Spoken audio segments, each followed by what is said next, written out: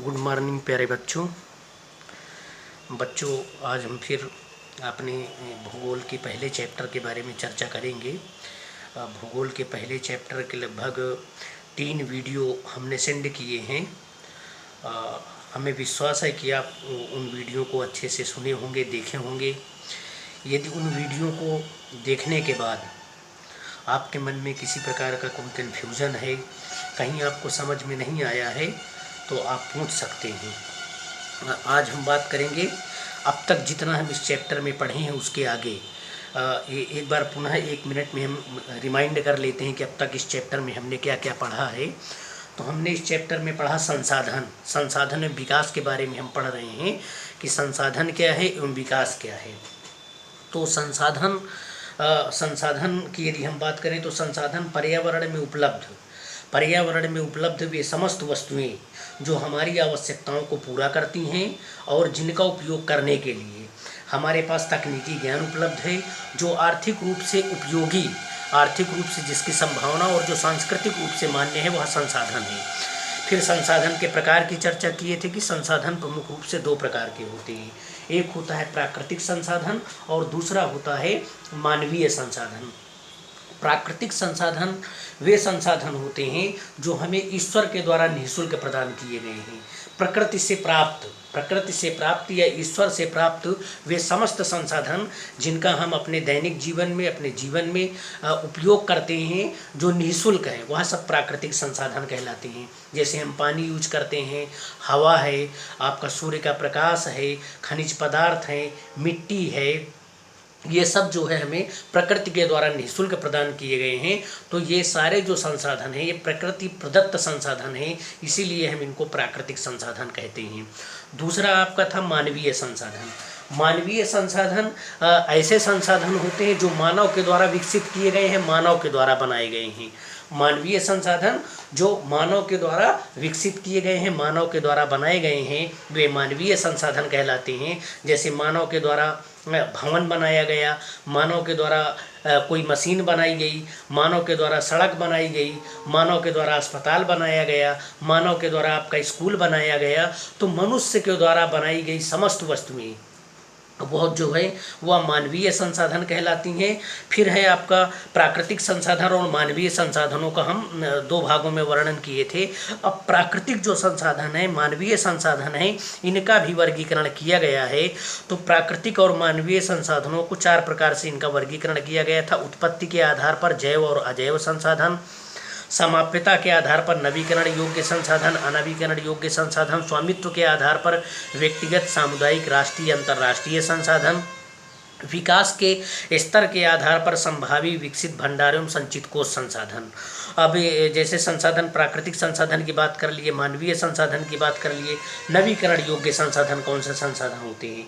ऐसे संसाधन वे समस्त संसाधन जिनको हम भौतिक, रासायनिक एवं यांत्रिक प्रक्रियाओं के द्वारा पुनः नवीकृत कर सकते हैं, पुनः उत्पन्न कर सकते हैं, वे समस्त संसाधन नवीकरण योग्य संसाधन कहलाते हैं, जिनका हम अपने दैनिक जीवन में बार बार उपयोग करते हैं।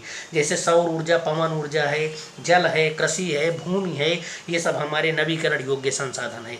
अनवीकरण योग्य संसाधन वे संसाधन होते हैं जिनका हम अपने दैनिक जीवन में एक बार ही इस्तेमाल कर सकते हैं, दोबारा हम उनका इस्तेमाल नहीं कर सकते हैं। अर्थात वो दोबारा जो है हमारे उपयोग में नहीं आते हैं। वे समस्त पदार्थ अनवीकरण योग्य संसाधन कहलाते हैं। जैसे आपका कोयला है, तेल है, प्राकृतिक गैस है, यूरेनियम है, ये सब ऐसे संसाधन हैं कि इन संसाधनों का हम एक बार इस्तेमाल करने के बाद दोबारा फिर इनका इस्तेमाल नहीं कर सकते हैं। फिर नवीकरण अनवीकरण संसाधन के बाद हमने चर्चा किया था जैव अजैव संसाधन के बारे में। जैव संसाधन वे संसाधन होते हैं जिनमें एक निश्चित जीवन चक्र होता है, जिनमें जीवन होता है। जैसे वनस्पति हो गया, मानव हो गया, पेड़ पौधे हो गए, पशु पक्षी हो गए, ये सब जो है जैव संसाधन है। अजैव संसाधन जैव संसाधन का एकदम विपरीत होता है, जिनमें एक निश्चित क्रिया का अभाव होता है, अर्थात जिनमें जीवन नहीं होता है, जो वस्तुएं निर्जीव होती हैं वे सब अजैव संसाधन कहलाती हैं। जैसे आपका लोहा हो गया, धातुएं हो गई, जितनी भी धातुएं हैं वे सब धातुएं हैं, चट्टान है, वे सब अजैव संसाधन हैं। आज हम बात करेंगे, वैसे फिर से रिपीट करेंगे तो बहुत टाइम लगेगा। ये सब जैव संसाधन, अजैव संसाधन, जैव अजैव, नवीकरण अनवीकरण, व्यक्तिगत संसाधन जिनका स्वामी एक व्यक्ति होता है, सामुदायिक संसाधन जिनका स्वामी जो है एक व्यक्ति न होकर एक समुदाय होता है, राष्ट्रीय संसाधन जिन संसाधनों पर एक राष्ट्र का अधिकार होता है वे राष्ट्रीय संसाधन कहलाते हैं, अंतर्राष्ट्रीय संसाधन जो संसाधन किसी राष्ट्र की संपत्ति न होकर एक अंतर्राष्ट्रीय संस्था की संपत्ति होती है, एक अंतर्राष्ट्रीय समुदाय की संपत्ति होती है, जिन पर समस्त राष्ट्रों का अधिकार होता है वे अंतर्राष्ट्रीय संसाधन कहलाते हैं। फिर संभावी संसाधन और विकसित संसाधन यहाँ हम पढ़ रहे थे। संभावी संसाधन वे संसाधन होते हैं जिनका अब तक हमने उपयोग नहीं किया है, जिनका अब तक हमारे पास टेक्नोलॉजी नहीं, हमारे पास संसाधन तो हैं लेकिन हमने उनका अब तक उपयोग नहीं किया है, लेकिन उनके उपयोग की संभावनाएं बराबर बरकरार हैं। तो संभावी संसाधन वे संसाधन होते हैं जिनका अब तक हमने उपयोग अपने दैनिक जीवन में नहीं किया है, वे संभावी संसाधन कहलाते हैं। जैसे राजस्थान और गुजरात में पवन ऊर्जा और सौर ऊर्जा की अपार संभावनाएं हैं, लेकिन अब तक हम सौर ऊर्जा और पवन ऊर्जा का उतना इस्तेमाल नहीं कर पाए हैं जितना हमें करना चाहिए। विकसित संसाधन वे संसाधन जिनका सर्वेक्षण किया जा चुका है, वे संसाधन जिनका सर्वेक्षण किया जा चुका है और उनके उपयोग की गुणवत्ता और मात्रा निर्धारित की जा चुकी है, विकसित संसाधन कहलाते हैं। संसाधनों का विकास प्रौद्योगिकी और उनकी संभाव्यता के स्तर पर निर्भर करता है। अर्थात विकसित संसाधन वे संसाधन होते हैं जिनका हमने सर्वेक्षण तो कर लिया, सर्वे तो कर लिया है और उनके उपयोग की गुणवत्ता व मात्रा का भी निर्धारण कर लिया है, लेकिन हमने उसका अब तक उपयोग नहीं किया है, वे विकसित संसाधन कहलाते हैं। भंडार की बात करते हैं। भंडार क्या होते हैं? पर्यावरण में उपलब्ध वे पदार्थ जो मानव की आवश्यकताओं की पूर्ति कर सकते हैं परंतु उपयुक्त प्रौद्योगिकी के अभाव में उसकी पहुंच से बाहर हैं। मतलब हमारे पर्यावरण में बहुत सारे संसाधन ऐसे हैं जो हमारी आवश्यकताओं की पूर्ति कर सकते हैं, लेकिन हमारे पास उनका उपयोग करने के लिए टेक्नोलॉजी नहीं है, तकनीकी नहीं है, हमारी पहुंच से बाहर हैं ये सभी संसाधन, भंडार में शामिल है। जैसे जल दो गैसों हाइड्रोजन और ऑक्सीजन का यौगिक है। जल जो है दो गैसों से मिलकर बनता है, हाइड्रोजन और ऑक्सीजन गैस से। हाइड्रोजन ऊर्जा का मुख्य स्रोत बन सकता है, हम इससे बिजली पैदा कर सकते हैं, अपनी ऊर्जा की आवश्यकताओं को पूरा कर सकते हैं हाइड्रोजन से, लेकिन इस उद्देश्य से इसका प्रयोग करने के लिए हमारे पास उन्नत तकनीकी ज्ञान का अभाव है। मतलब जल की बात करें, एक उदाहरण देके बताया गया है कि जल दो गैसों से मिलकर बनता है, हाइड्रोजन और ऑक्सीजन से। तो हाइड्रोजन की अपार संभावनाएं हैं। हाइड्रोजन एक ऐसा संसाधन है जिससे हम व्यापक स्तर पर ऊर्जा पैदा कर सकते हैं, लेकिन हमारे पास टेक्नोलॉजी नहीं है, हमारे पास पर्याप्त संसाधन नहीं है हाइड्रोजन से ऊर्जा बनाने के लिए, इसलिए हम इस संसाधन का उपयोग नहीं कर पाए हैं, जबकि इसकी संभावना व्याप्त है। फिर है संचित कोष। यह संसाधन भंडार का ही हिस्सा है जिन्हें उपलब्ध तकनीकी ज्ञान की सहायता से प्रयोग में लाया जा सकता है, परंतु इनका उपयोग अभी आरंभ नहीं हुआ है।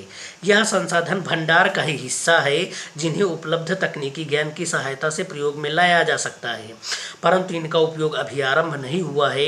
इनका उपयोग भविष्य में आवश्यकता पूर्ति के लिए किया जा सकता है, जैसे नदियों के जल को विद्युत पैदा करने में प्रयुक्त किया जा सकता है, परंतु वर्तमान समय में इसका उपयोग सीमित पैमाने पर ही हो रहा है। इस प्रकार बांधों में जल, वन आदि संचित कोष हैं जिनका उपयोग भविष्य में किया जा सकता है। तो विकसित संसाधन वे समस्त संसाधन होते हैं जिनका हमने वो संचित कोष मतलब भंडार का ही एक हिस्सा होता है जिसे तकनीकी के माध्यम से, तकनीकी सहायता के माध्यम से उपयोग में लाया जा सकता है, लेकिन इसका प्रयोग अभी तक प्रारंभ नहीं किया गया है। जैसे हम देखते हैं जल, बाढ़ आती है अभी इस समय, आप बिहार में जाइए, असम में जाइए, वहाँ खूब बाढ़ आई है, खूब पर्याप्त पानी बह रहा है, अनावश्यक पानी बह रहा है, हम उसका उपयोग नहीं कर पा रहे हैं। यदि हम चाहें, हमारे पास टेक्नोलॉजी हो, तकनीकी हो, संसाधन हो, तो उस पानी से बिजली पैदा की जा सकती है, ऊर्जा पैदा की जा सकती है, लेकिन वो बेकार चला जाता है। तो भंडार और संचित कोष के बारे में जानें। अब इसमें लिखा है अपने आसपास के क्षेत्र में पाए जाने वाले भंडार और संचित कोष संसाधनों की एक सूची तैयार कीजिए। अपने आसपास पाए जाने वाले भंडार, कि आपके आसपास कौन कौन से भंडार हैं और कौन कौन से संचित कोष हैं। जैसे तो एक उदाहरण बता देते हैं, शेष आप लोग लिस्ट तैयार करेंगे। जैसे भंडार की बात करें तो आपके आसपास देखते होंगे बहुत बड़े बड़े जलाशय हैं, सूर्य है, सूर्य का प्रकाश हमारे यहाँ बहुत तेज होता है, हम उससे सौर ऊर्जा पैदा कर सकते हैं। इसी प्रकार संचित कोष में जैसे वन है, नदियों का जो जल है वो है, बांधों का जल है जिससे बिजली पैदा की जा सकती है। ये सब आपके आसपास पाए जाने वाले भंडार और संचित कोष संसाधनों की एक उदाहरण है। कुछ सूची आप बनाएंगे। संसाधनों का विकास, संसाधनों की